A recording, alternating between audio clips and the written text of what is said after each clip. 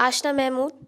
So I have noticed as soon as I introduce myself as Ashna Mahmood, I notice a slight change in the expression of a person I'm speaking with, even in corporate sector too.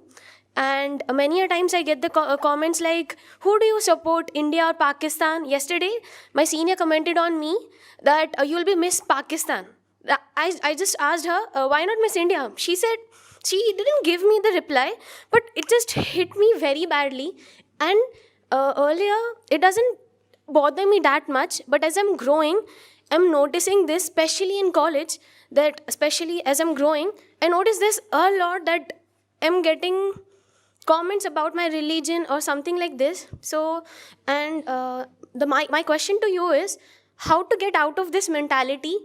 As a youth, it just surprises me that we are still living in a world where I'm getting or where we are biasing people according to their religion. So my question to you is, sir, that is it my over-analyzing or is it even valid, or how to get out of this mentality, especially for me? Ashna, you said. Yes, sir. Sit, Ashna. See, there is no need to make others' problem your own.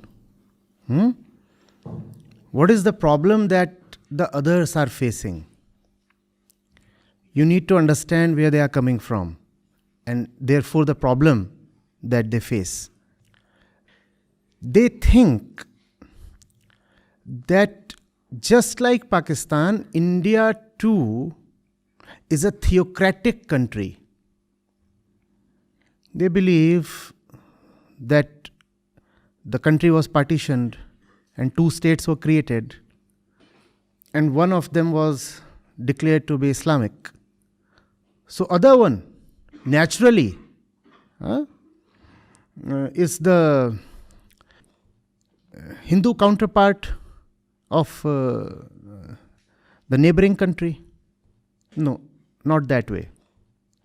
We have to understand. And I'm not merely talking of secularism here. India, the country, adopted secularism very late. 1947, 1948, 1950. These are three important years when it comes to independence, adopting the constitution, and declaring it herself a republic. India was not secular even till 1950. It took more than 2 decades after 1950 for the word secular to enter the constitution. So it's not as if the Indian constitution is founded on secularism. Indian constitution is founded on something far deeper than secularism. We are saying two things. India is not founded on religion as we use the word religion or as we understand the term religion. India is not founded on that. India is not founded, and this might surprise you a little, even on secularism. India is founded on something far, far deeper. The values underlying the constitution are actually spiritual. Are you getting it? And spirituality does not necessarily couple itself or align itself or identify itself with any religious stream. Getting it? So, India is a spiritual country. India is definitely not a Hindu country in the way the masses think of Hinduism these days. Not in that sense. However, if somebody illuminated from within is prepared to see that real Hinduism is actually just core spirituality, then probably you could call India as having Hindu foundations, and then you would be right. But those who throw jibes at you and ask you, oh, there was this India-Pakistan match, did you support India or Pakistan, or things like that. They are definitely not Hindus of the spiritual kind. So they are not entitled to claim that India is a Hindu country of their kind. Is it getting too complex? Young people, you all, are you getting it? At the root of it all, there is ignorance regarding the basic nature of both Hinduism and India. This will be a little heavy, so you'll have to understand this. Hinduism is not what people seem to be practicing today, that too in an aggressive manner. That's not Hinduism. Especially over the last 10-20 years, a very rabid, very virulent version of Hinduism has surfaced. And that Hinduism claims that India belongs to itself. It does not. First of all, one has to understand what the Hindu religion is all about. Hindu religion is not about sloganeering on the roads, targeting this group or that group, throwing hate all around. No, that's not Hinduism, not at all. And all those people who do this, ask them, do you know anything about the central scriptures of your religion? And they will draw a blank. Now, what kind of Hindus are these? Who know neither Ved nor Vedant. Ask them about the Astic Indian darshans, and they'll stare at your face. But very proudly, they declare themselves to be Hindus. How exactly are you a Hindu? Forget about Nyaya and Vaisheshik. I ask you the fundamentals of the topmost Indian darshan, Vedant. And you will try to change the topic. You will say, let's talk about something else. Let's talk about the Islamic threat to India. I'm asking you, sir, you are speaking as a Hindu. Please tell me something about the Brahma Sutras. And you don't know that. But you are very concerned about the Islamic threat. And we can talk about the Islamic threat as a separate topic that probably does deserve to be discussed. But right now, because all your discourse begins with the claim that you are a Hindu, let me first of all ascertain that you are indeed a Hindu. How are you a Hindu?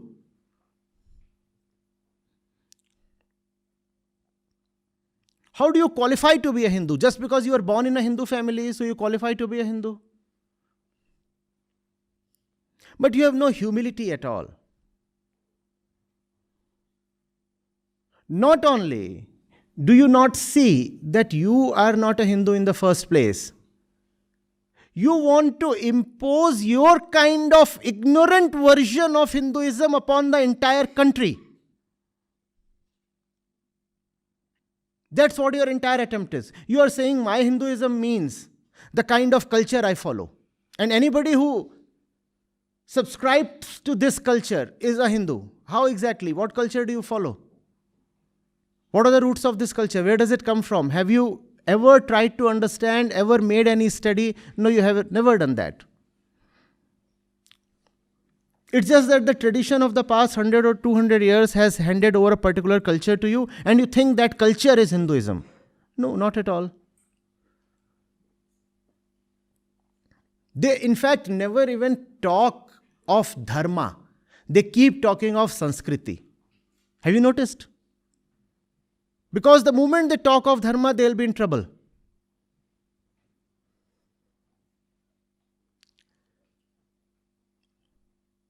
And cultures vary across people. Usually, the kind of culture that is touted in the name of Hinduism is the North Indian and Central Indian culture of the last 100, 200 years. That's all. As if culture by itself is sacred. No, it is not. Have you not read history? Not at all. Don't you remember Sati Pratha, Bal Vivah? Don't you? These used to be inalienable parts of your culture till not too long back. Don't you remember? How then culture itself can be sacred? Culture is a stream. It keeps changing and it must keep changing. Whereas Dharma points towards the unchangeable. That's the difference. I was at another college yesterday and they gifted me a book by Sri D.K. Karve. You remember his name? Coming from Maharashtra, you remember his name? You remember the kind of troubles he had to face just because he had himself married a widow? And he furthered the cause of widow remarriage? The kind of insult and abuse heaped on him? You remember all that? And I'm not talking of an event from the last millennium or something. I'm talking of a relatively recent event. These are not medieval personalities. Keshav Chandra Sen, D.K. Karve, Raja Ram Mohan Roy. You remember their names?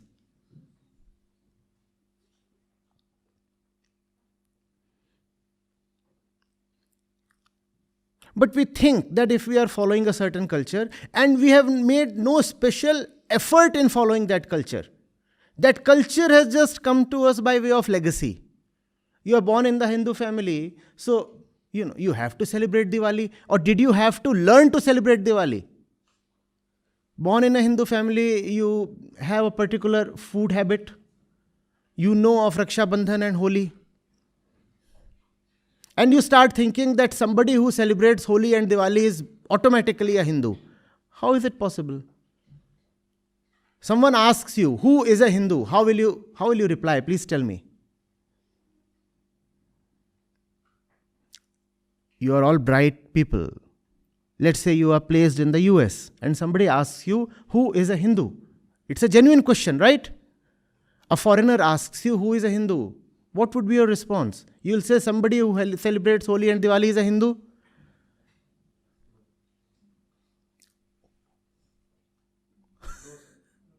Who is a Hindu then? We don't know. And we don't even want to know. There is a good, definite and wonderful answer. An answer you can be proud of. But we don't want to learn into that answer because that requires effort.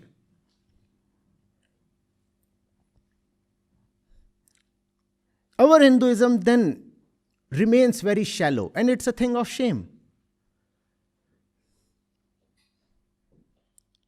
Our Hinduism then remains about cheering in the cricket match or abusing people from other streams, labeling certain sections as aliens.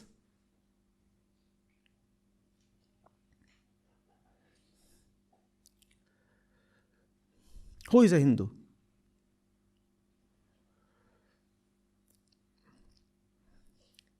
Christians have Bible. Sikhs have the Guru Granth Sahib. Buddhists have the Dhammapad and the Sutra.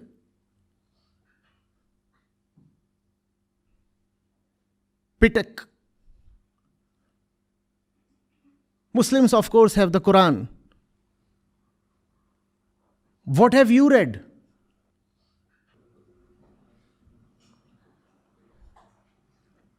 Please raise your hands. How many of you have read the Vedas? Okay, out of the 4, any single one? Not one hand in an audience of over 200, I suppose.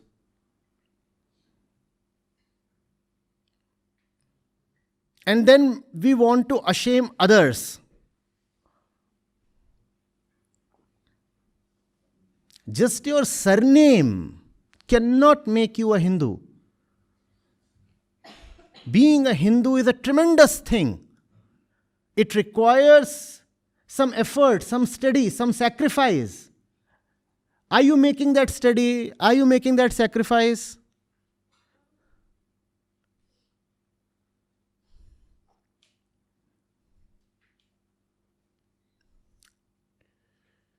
And the Vedas by themselves are very voluminous. Thousands of verses.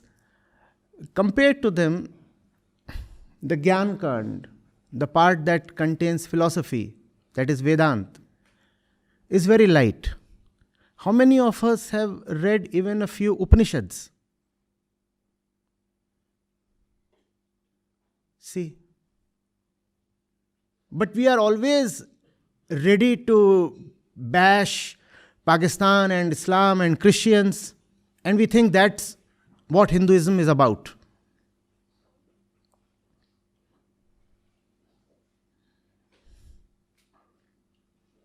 Obviously, if a country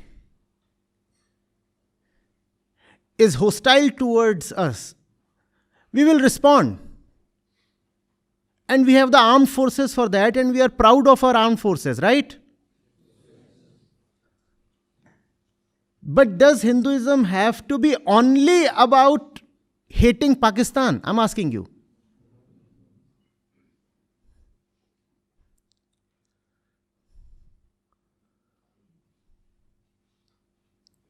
And because you don't know Hinduism, you start equating Indian Muslims with Pakistani citizens. Is that fair? I'm asking you, please. What kind of shameful nonsense is this?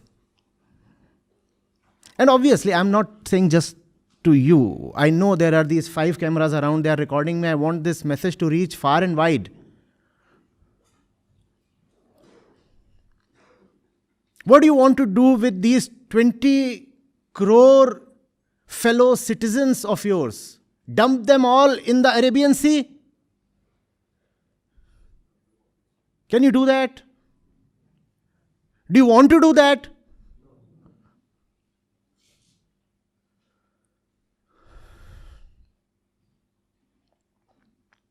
Why do you want to create needless acrimony?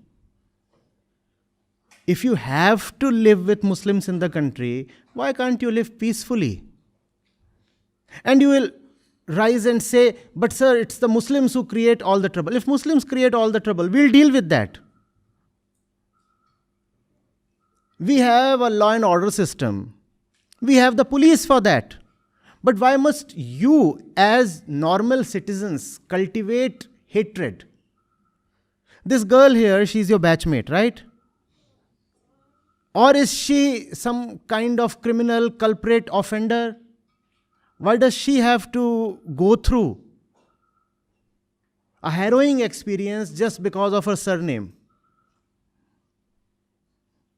What do we get from there? Let's please think logically. What do we get by harassing fellow Muslims? Obviously, that does not mean we will allow someone to harass us. If someone harasses us, we will respond. And we have the wherewithal for that, right? We are not weak and we are not cowards. If someone attacks us from outside or from within, we will deal with that. But is it not a mark of courage and bravery to not harass the weak? If you have a group of 10, is it a mark of bravery to target 1 or 2 people? Yes? Will you feel proud of this? We ganged up as 10 people and attacked a group of 2. Is this a thing of pride or shame? However, if those two are indeed mischief makers, if those two are attacking us, if those two are carrying weapons, we will deal with that. But please tell me, is this girl here carrying weapons? Then why is an ordinary citizen being subjected to torture?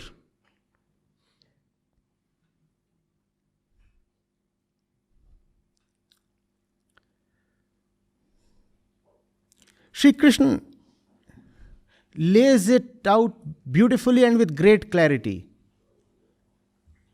Srimad Bhagavad Gita, 4th chapter, 11th verse. I, that is the truth, that is the fundamental law of existence, will respond to you exactly in the way you look at me. And that should be the rule of thumb. If someone is a troublemaker, no mercy, no leniency, and that's very, very justified. Right? If you are creating trouble, we will deal with you ruthlessly, and that's okay. But Sri Krishna also says that if you are fair and fine, then I respond to you in a fair and fine way. Will you feel proud to be called residents of a country that oppresses its minorities? Will you feel proud?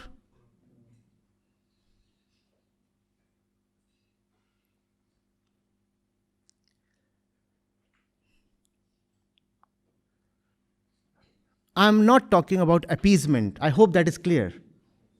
I am not talking about giving unfair advantage to any little group of people. I am saying don't give anybody unfair advantage. There is no need to appease anybody. But it is also not proper, not spiritual, not dharmic, not right, not justified to unfairly target innocent people. Is there something called innocence or not?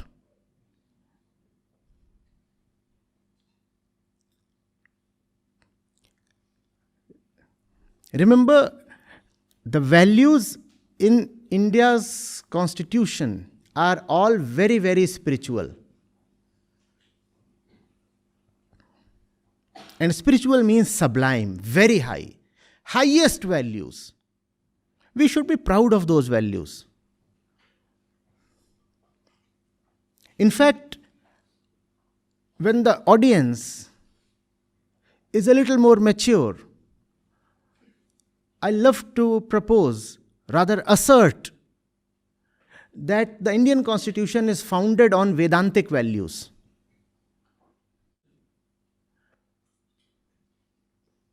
If you want to call yourself a Hindu, be a Vedanti. Then you will be Sanatani in the truest sense of the word. There's a difference between being a Hindu and being a Sanatani. If you just follow the Hindu rituals and customs and culture, you can be called a Hindu. Without reading anything, without knowing anything, you can still be a Hindu. Why? Because your father is a Hindu, your mother is a Hindu, so you become a Hindu. But Sanatani is a great qualification, like a BTech, MTech or PhD. You have to earn it. Being a Sanatani is no small deal. To be a Sanatani, you have to rigorously study your scriptures and you have to live by them. You have to make Vedanta your life. And a Sanatani is a brave person. A Sanatani is a protector, not a destroyer. A Sanatani takes pride in fighting 10 oppressors all alone.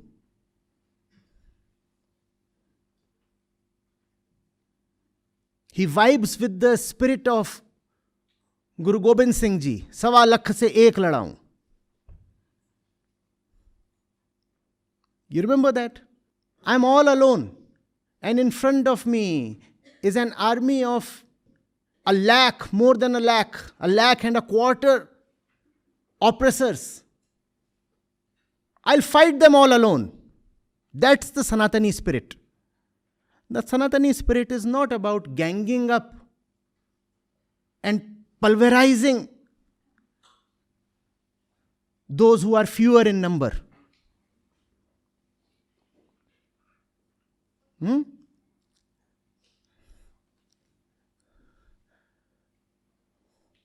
Know your Sanatan Dharma.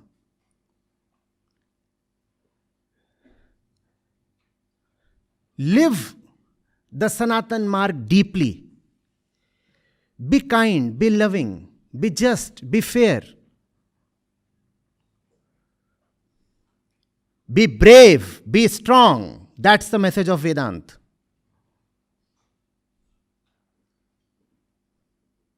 Am I making sense?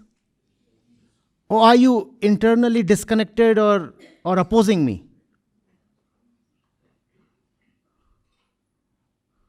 Is all this making sense to you, please? Because we are living in very strange times. India has not witnessed these times ever since independence.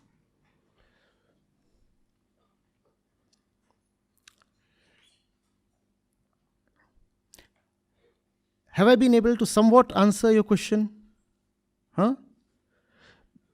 It is their problem. You should not feel hurt. It is their problem. They do not know their religion. Ashna.